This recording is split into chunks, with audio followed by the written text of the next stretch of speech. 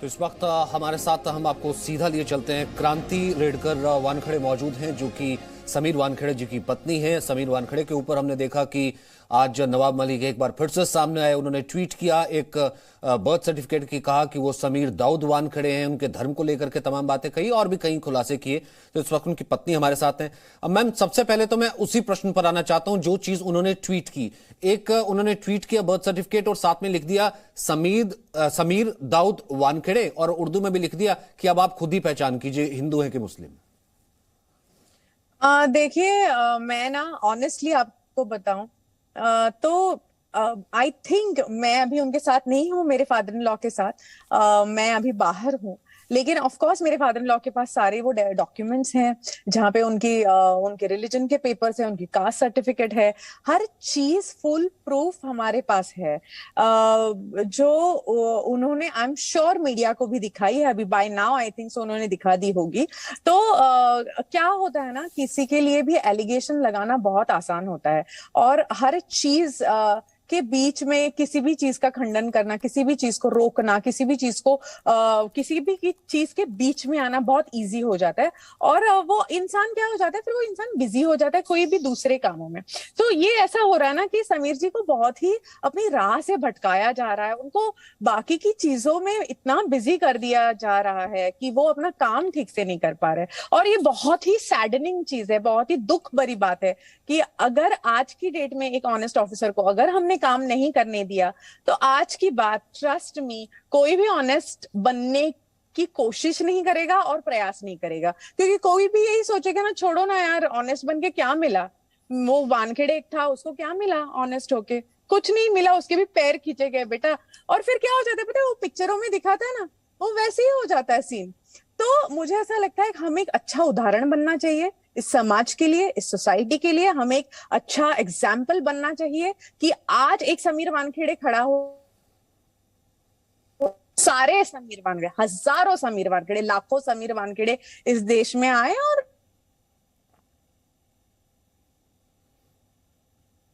नहीं, ये जो है क्या कहते हैं, जैसे आज समीर जी ने भी बाकायदा एक लेटर ट्वीट किया, उसमें उन्होंने लिखा कि मैं बहुत तनाव में हूं और मेरे परिवार को टारगेट करने की कोशिश की जा रही है।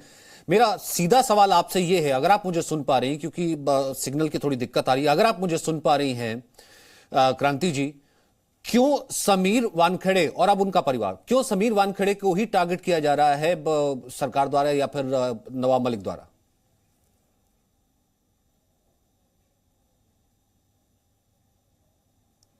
क्रांति जी, आवाज आ रही है आपको? जी जी, अभी आ रही है। ठीक है। मैं ये कह रहा था कि समीर वानखेड़े जी ने भी एक ट्वीट किया कि देखिए मेरे परिवार को टारगेट किया जा रहा है, मैं बहुत तनाव में हूं, काम नहीं करने दिया जा रहा, बीइंग अ वाइफ। ये तो अब उन्होंने शेयर किया। क्या लगता है आपको, अब की नहीं, पिछले काफी दिन से लगातार जो है नवाब मलिक कभी प्रेस कॉन्फ्रेंस करके, कभी एक्सटॉर्शन का तमाम चीजों की बातें उनके बारे में कहते रहे, क्यों फिर टारगेट किया जा रहा है समीर वानखेड़े को ही? हाँ, ये बहुत ही केस रिलेटेड क्वेश्चन है।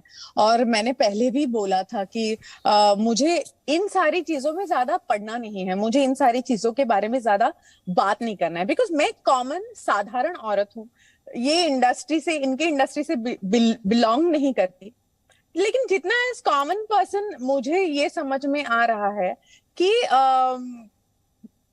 एक कहीं ना कहीं कोई एक प्रॉबली, बिकॉज ना, मुझे समीर ने, जब भी मैं उनसे शादी की थी तभी उन्होंने मुझसे कहा था कि मैं ना बहुत ऐसा हाई रिस्क काम करता हूँ जिसकी वजह से बहुत सारे लोग मेरे पैर खींचने की कोशिश करेंगे, क्योंकि कहीं ना कहीं उनको कोई भी लेवल पे हो, पर्सनल हो, फाइनेंशियल हो, या जो भी हो, उन्हें नुकसान पहुंचता है।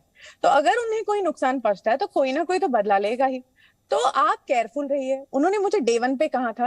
लेकिन मुझे लगा था हाँ ठीक है, ऐसा नहीं होगा, ऐसा कोई क्यों करेगा अगर एक इंसान ऑनेस्टी से काम कर रहा है। लेकिन शायद, पता नहीं, आई डोंट नो कि ये हो, मैं ऐसा कह नहीं रही हूँ कि ऐसा कुछ है, बट ऐसा भी हो सकता है कि लोग उनसे नफरत करने लगे, जो उनको अपोज करते हैं वो लोग उनसे नफरत करते हो और इसलिए उनके पैर खींच रहे हो। तो मैं उन लोगों को इतना ही कहना चाहती हूँ, उनसे प्लीज नफरत ना करे।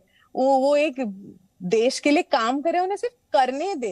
उनके पैर खींच के क्या मिलेगा? उस इंसान को अगर कभी पैसे खाने थे तो वो कब के खा चुके होते। मैंने बाकी के इंटरव्यूज में भी बोला कि हम बहुत सिंपल लाइफ जीते, हमारी बहुत ही ऐसी middle class upper middle class वाली लाइफ है। सिंपली आज की डेट में अगर एंजॉय करते हैं, अगर एक गाड़ी है या कोई घर है तो मेहनत के पैसों से कमाया हुआ है। और मैं ये भी कहना चाहती हूँ कि समीर जो है उनके भी जो पेरेंट्स हैं उनके सेविंग्स है, मेरे पेरेंट्स हैं उनकी सेविंग्स है, छोटा मोटा जो हमारा परिवार है उसी के पैसों से हमारा घर चलता है। इतनी भी बुरी हालत नहीं है कि पैसा खाना पड़े, और इतनी भी अच्छी हालत नहीं है, या जो भी ये है इतना भी अच्छा या अच्छे लाइफ की चाव नहीं है कि हमारा जमीर हम कॉम्प्रोमाइज करें। So I think that is a very important thing in our life कि ऑनेस्टी से काम करो और देश के लिए काम करो। आपने कहा कि ये बहुत केस रिलेटेड क्वेश्चन है जो आपने पूछा कि भाई कौन फिर जो है समीर वानखेड़े को टारगेट करना चाहते हैं, उन पर लगातार ऐसे आरोप लगा रहा है। केस रिलेटेड क्या मतलब? क्योंकि समीर वानखेड़े, वो तो एनसीबी में काफी वक्त से, क्योंकि समीर वानखेड़े जो है इस वक्त आर्यन खान का केस हैंडल कर रहे हैं, इस कारण से जो है ये चीजें हो रही या हो सकती हैं?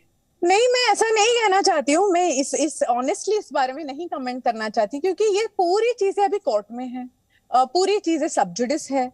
तो मुझे ऐसा लगता है कि हम सबसे ज्यादा इस कोर्ट को समझ में आता है, उसके सामने सारे प्रूफ्स है, माननीय कोर्ट और माननीय महोदय जो जज है उनके सामने पूरा केस पड़ा हुआ है। हम और आप, हम बहुत छोटे हैं इसके सामने। उनके सामने जो है उन्हें डिसाइड करने दीजिए, वो जो भी डिसीजन लेंगे उसको हम सराहेंगे।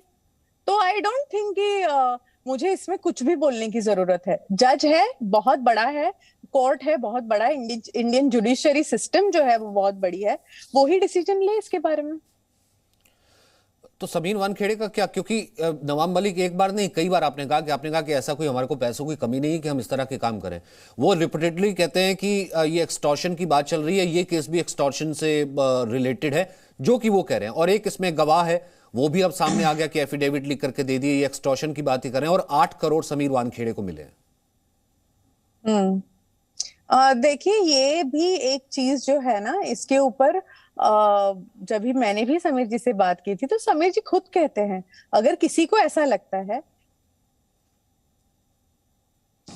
जांच हो, जो भी दोषी होगा वो सामने आ जाएगा। और अगर वो ऐसा कह रहे हैं कि जो मैंने भी अभी जस्ट कहा आपसे कि पैसों की कमी नहीं है, ऐसा नहीं है, जितना है हम उसमें संतुष्ट है।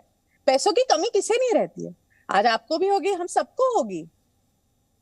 पैस हेलो जी जी पैसों की कमी हम सब, हाँ जी, पैसों की कमी सबको होती है।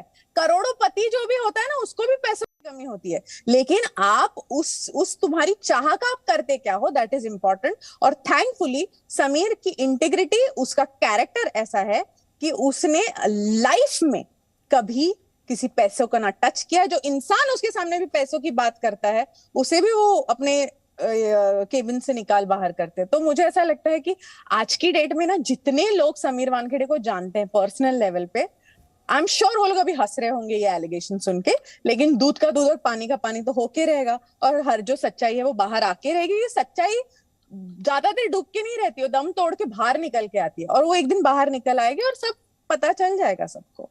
आप मालदीव्स गई थी समीर वानखेड़े के साथ? जब वो कहते हैं कि वो मालदीव्स गए थे, उसी वक्त ही बॉलीवुड सितारे भी थे। हम लोग गए थे मालदीव्स, वो भी लॉकडाउन खुलने के बाद, और हमारे साथ कोई भी सितारे नहीं थे। नहीं, वहां पर ऑलरेडी जो है फिल्मी सितारे मौजूद थे, वेल प्लान्ड था। इसके बारे में अरे हालांकि समीर वानखेड़े ने कहा कि मैंने यार, छुट्टी के लिए अपने सीनियर्स को बता करके वहां पर गया। देन ये बात उठी कि आप मालदीव्स में हॉलीडे अफोर्ड कर सकते हैं, सो कॉल्ड, मतलब कोट अनकोट, जो भी इस वक्त बात हाँ चल रही थी। हाँ हाँ हाँ, हम सेव करते हैं, सेविंग्स करते हैं। और जो भी टिकट, इकोनॉमी क्लास की टिकट वगैरह जो भी मिली बच्चे लोग को लेके हम लोग मालदीव्स गए, क्योंकि बहुत कम डेस्टिनेशन उस वक्त खुले थे। और हम लोग लॉकडाउन में बिल्कुल भी नहीं गए, हम लॉकडाउन खुलने के बाद गए थे, बाकायदा सिस्टम से परमिशन लेके गए थे। तो आई डोंट थिंक कि इसमें कोई बॉलीवुड सितारा था। आप लोग अगर जांच करें ना, ये बाहर कमेंट हो रहा है ना, अगर ये चीज कोर्ट में जा रही है, उसकी जांच हो तो पता चल जाएगा कि जिन दिनों में हम लोग जो भी होटल में रुके थे, वहां पे एक भी सितारा था या नहीं, शायद उधर सितारा मैं ही थी एक, और वो भी मराठी इंडस्ट्री का छोटा सा सितारा जिसके साथ समीर वानखेड़े थे। तो आई डोंट थिंक उधर कोई भी था, कोई नहीं था, कोई भी नहीं था। मैं खुद थी ना वहां पे, कोई नहीं था वहां पे। तो समीर पर्सनल और प्रोफेशनल लाइफ अलग रखते हैं बिल्कुल। उस दिन आपको मालूम था क्या, जब जिस पार्टी में रेड के लिए जाना था, कि इतना नहीं बड़ा नहीं नहीं, सेलिब्रिटी के इतने बड़े जो नॉट है एट, बेटे वो वहां पर हैं, या फिर ऐसा कुछ सो कॉल्ड कहीं ऐसे लोग हैं? नहीं नहीं नहीं, नॉट एट ऑल। उनका काम मुझे मालूम ही नहीं होता है, कभी नहीं पता होता है। मतलब उस उनके जॉब की सीक्रेसी लेवल इतनी हाई होती है। और पता है क्या, मैं ना पूछने भी नहीं जाती honestly. I never even ask him, because पता है कि इनका सीक्रेट काम है, ये कुछ बताएंगे नहीं, और क्यों पूछना भी है। तो I respect his privacy, he respects mine, and he works very hard. रात रात भर उनके ऑपरेशंस के फिर वो जाते हैं, अपना अपना काम करते हैं, बात करते हैं। मुझे तो पता भी नहीं होता है का पूरा वक्त, बच्चों का पूरा टाइम जो उन्होंने उनके साथ स्पेंड करना चाहिए, जो फैमिली के साथ टाइम स्पेंड करना चाहिए, वो सारा टाइम वो इस देश को देते हैं। और जब ऐसे आदमी पर ऐसे लांछन लगते हैं ना, तब जो दिल टूटता है ना, वो मतलब आई थिंक समीर भी इतने दुखी नहीं हुए होंगे जब ये न्यूज बाहर आई, 8 करोड़ 10 करोड़ ब्ला ब्ला। मैं इतनी हर्ट हो गई थी, आई सेड नहीं, मैं ये दिन देखने के लिए मेरी पर्सनल लाइफ सैक्रिफाइस कर रही हूँ। मैं ये दिन देखने के लिए ना छुट्टियां मना रही हूँ, ना फेस्टिवल्स मना रही हूँ, ना कहीं जा रही हूँ। साल में एक बार किधर गए तो गए, डिनर के लिए गए तो गए, क्योंकि हम अगर डिनर के लिए भी गए तो 2 मिनट में ये उठ के फोन आएगा तो चले जाएंगे। सो माई पॉइंट इज दैट इनको काम करने दो, ये आदमी काम का। तो आपको लगता है उनको काम करने से रोका जा रहा है? कोई वेस्टेड इंटरेस्ट होगा किसी का इस केस में? और रोका नहीं, पर डेफिनेटली उनका टाइम बहुत बर्बाद हो रहा है इन सारी चीजों में, इन सारे एक्सप्लेनेशंस में उनका टाइम बहुत बर्बाद हो रहा है। सो इसके लिए क्या हो जाता है ना, फिर वो बहुत इन्वेस्टिगेशन थोड़ा स्लो हो। आई डोंट थिंक ये करना चाहिए हमें। अगर हमें हमारे देश से प्यार है तो कोई भी ऑनेस्टली अगर काम कर रहा है, अगर आज उनको काम करने देना देंगे तो ही और ऑनेस्ट लोग पैदा होंगे ना, नहीं तो कौन होगा। आपसे जिक्र किया उन्होंने बीच में, ये जाहिर सी बात है, एक पत्नी से आदमी शेयर करता है कि I am really in so much of stress, या बहुत स्ट्रेस में हूँ, काम नहीं हो रहा है। जिस तरह के एलिगेशन लगातार जो है एक political party NCP, Nawab Malik रोज ट्वीट करके लगा रहे थे, और खासतौर से इस केस के आने के बाद मैम। ऑफ कोर्स बहुत टाइम वेस्ट होता है, बिकॉज क्या हो जाता है, एक मशीनरी पूरी, मैं आपको इंटरव्यू दे रही हूँ, अगर ये सब नहीं होता तो शायद मैं अभी आपसे बात नहीं कर रही होती, मैं और कोई काम कर रही होती, मेरे फादर इन लॉ कोई और काम कर रहे होते, मेरी सिस्टर इन लॉ उसके। तो अभी इन सारी कामों के बीच में, सारे इसमें समीर सारा पूरा काम की तरफ भी ध्यान दे रहे, कोऑर्डिनेशन भी कर रहे हैं। तो वो तो हो ही जाता है ना कि एक पूरा जो यूनिट है वो कहीं ना कहीं डिसमेंटल हो जाता है, कहीं ना कहीं हिल जाता है। तो वो सारी चीजें हैं। और I really I was thinking that we don't deserve this, but now that if this is the cost of honesty, अगर ये कीमत।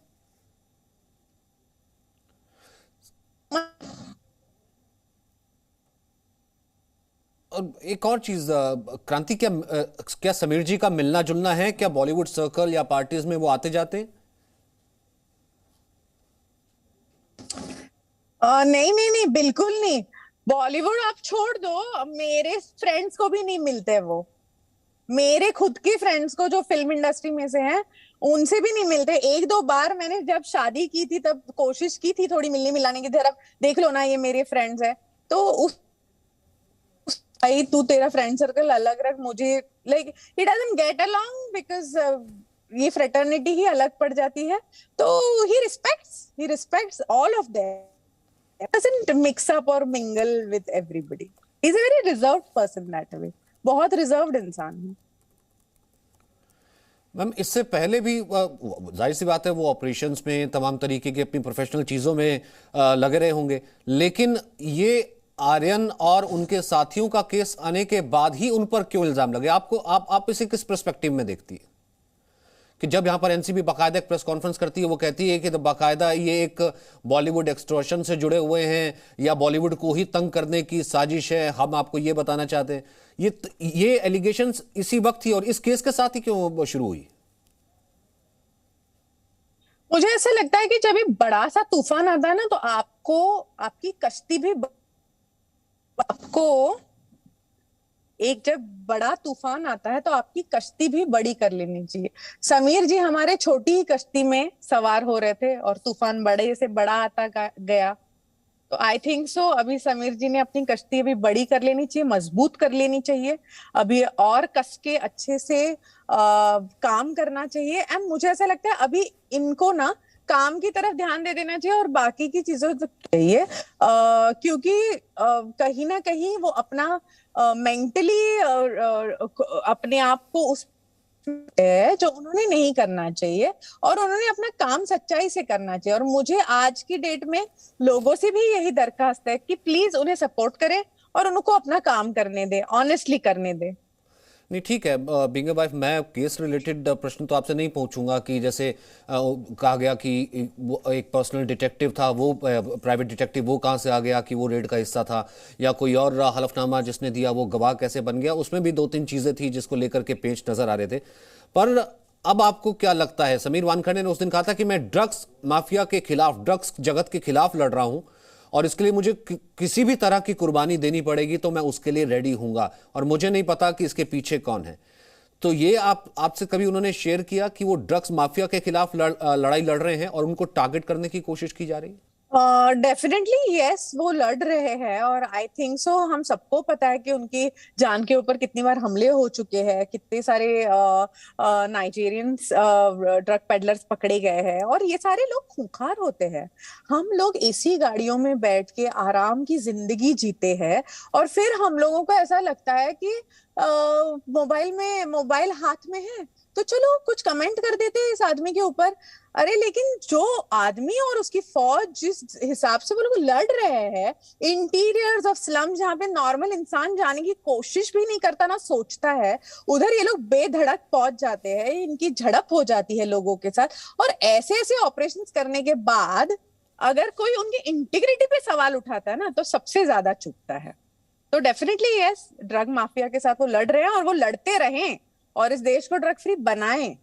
खैर अभी तो जोनल है वो, तो एटलीस्ट हमारे जोन को क्लीन करें। और ये तभी तो सारा जिसे कहते हैं मुद्दा ही तभी शुरू हुआ कि जब कि बॉलीवुड पर रेड हुई और तब उन्होंने कहा कि देखिए इतने बड़े बड़े फिशेज हैं, उनको ना पकड़ते हुए ये जो है छोटे लोग हैं या फिर उनसे कंजम्पशन भी नहीं हुई उनको पकड़ लिया गया, फिर क्रॉस एलिगेशन चीजें शुरू हुई।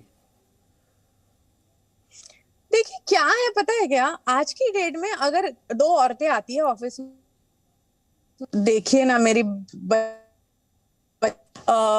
ड्रग्स बेचा जा रहा है, अभी वो जो स्कूल के बाहर अगर किसी को पकड़ना है या वो बड़ी मछलियों तक अगर पहुंचना है तो ऑब्वियसली उनको छोटे से ही या माइक्रो लेवल से ही शुरुआत करनी होगी।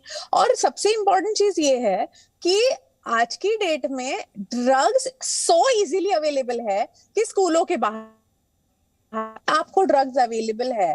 तो अगर उस चीज को हमें रोकना है तो उसी इंसान को इमीडिएटली आपको पकड़ना पड़ेगा ना जो उधर इमीडिएटली बेच रहा है। फिर अगर वो लेके हो या 5 ग्राम लेके हो, कल को वो जाने तो आपकी बच्चों के पेट में है ना ड्रग्स, तो वो पकड़े नहीं। अरे तेरे पास 10 ग्राम है क्या, जाने दे, तू जा, तू अपना अपना बेच, मैं जरा बड़ी मछली को पकड़। ऐसा नहीं बोल सकते ना, मैं बड़ी मछली को पकड़ के आता हूँ तू बेच तेरा, ऐसा नहीं बोल सकते। जो भी मिल रहा है हाथ में उसको पकड़ना तो चाहिए। आपको क्या लगता है? नहीं ठीक है, जाहिर सी बात है, और ड्रग्स फ्री तो बिल्कुल होना ही चाहिए। उसमें छोटा बड़ा बॉलीवुड हो या फिर कोई आम आदमी हो, भले कोई भी हो, बिल्कुल जाहिर सी बात है। The rule applies for everybody. अगर आपने ठीक कहा कि अगर ये चीज़ें इतनी ज़्यादा ना बड़ी होती और तो वरना आप ट्वीट भी ना कर रही होती, शायद आज आप उनसे बात भी ना कर रही होती। फिर भी मुझे लगता है कि एक पत्नी की तरह आप स्टैंड सॉलिड अगर खड़ी हैं समीर जी के साथ और हमने बात की, बहुत बहुत शुक्रिया हमसे बात करने के लिए बेबाकी से और अपना वक्त देने के लिए। Presenting B News app available on Google Play and App Store. Download it now.